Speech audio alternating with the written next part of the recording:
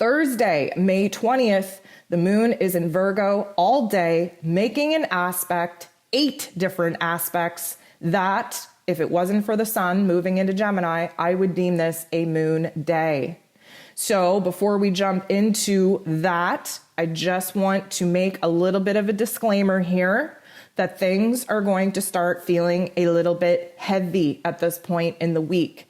Again, we have the moon in Virgo, very concentrated on organizing thoughts, feelings, environments. We are overly critical. We are judging ourselves and other people very harshly at this particular time. We want to heal yesterday. So the moon squares the true node, which really adds a whole other element of confusion on top of what it is that we're currently experiencing. Why? Because the true node is showing us where it is that we need to align ourselves in order to walk our futuristic path. And of course, the Virgo energy wants to keep us in the present moment.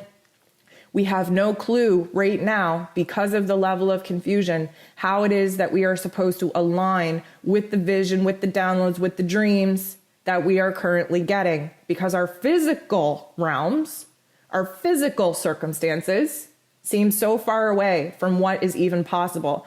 Little bit of a heads up here.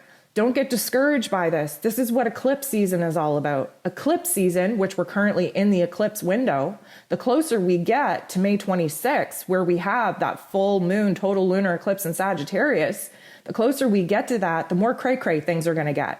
The more fast forward buttons are being pressed by the universe. We have an opportunity to come out of eclipse season living a totally different life. But right now, because of the present moment, because of the gap that we see between the present moment and our futuristic vision, it doesn't make sense of how we could even get there, how we could even align with it. But don't let that defeat you.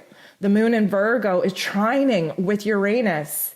This is trying to download you with a vision for the future. Again, that Virgo energy just wants you to stay in the present moment, clean up the mess in the present day, organize the circumstances in the present moment. But that Uranian energy is futuristic. It's visionary. It is a download from the universe to say, hey, that's great. You might not like your present moment, but guess what? Just keep pushing on, because here's what you're about to be living. No, it probably doesn't make sense because you're relying on your egoic mentality to see how we put those pieces together. You're missing the divine element. So that Uranian energy is really loud, trying to show us where it is that we're going to bust free of the physical parameters in which we're currently living in order to be living a reality more aligned to the dreams and to the visions and to the prayers that we've been putting out into the universe. The moon in Virgo is making a square with Venus. A square is a tension point. It is a crisis point. Now, here's an interesting fact. We have the moon in Virgo ruled over by Mercury. We have Venus in Gemini ruled over by Mercury. This is a mental breakdown. Are we going to be broken down? Do we need medical help? No. But it is going to feel like we've lost vision, like we've lost clarity, like we've lost our direction and lost our way. The moon in Virgo squaring Venus puts a huge tension in our communication styles, especially in our personal and intimate relationships. It puts a huge tension on our money matters. We are recognizing that we are either spending way too much or not spending enough. We are either in a scarcity mind or we're in a F it, throw caution to the wind, let's just live for now type of thing. Again, this is adding to the topics and themes that we need to be focused on right now, which is reevaluating and reorganizing values. What do we value in people in our relationship? What do we value in spending our money? What are we spending our money on? Are we even receiving the amount of money that we are even worth? We do have some things to think about. And the moon in Virgo is going to go ahead and sextile Mars, which is just going to add to the frustration. Why? Because money matters and relationships are very home-based. What is Mars doing right now? He's in Cancer, affected by all the topics and themes in the home. What kind of topics and themes in the home? Not having the emotional safety, security, stability, nor the financial safety, stability, security. That is a problem. We're highly triggered. We're highly sensitive here. Not only do we need to reorganize and reevaluate our values, we need to recognize whether or not the system, the structure, the foundation in our home, in our family values is strong enough to withhold this next chapter.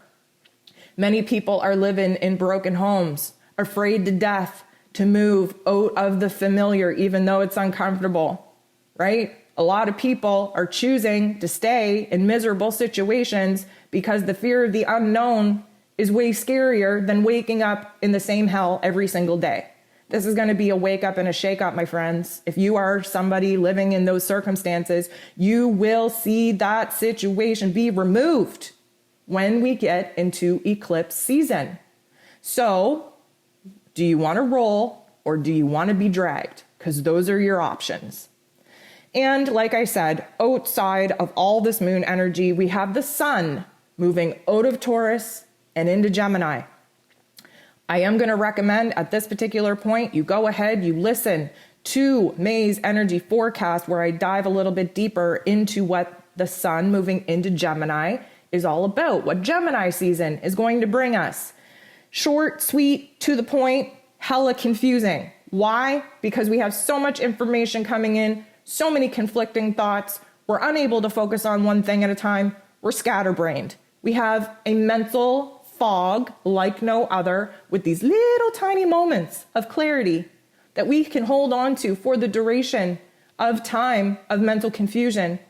These little tiny moments of clarity are what's going to give us strength and hope and confidence to be able to push through the mental fog, push through the darker times with a hope and a desire to actually come out on the other end, living in a reality that is much more aligned for our higher selves than the realities in which we're currently living.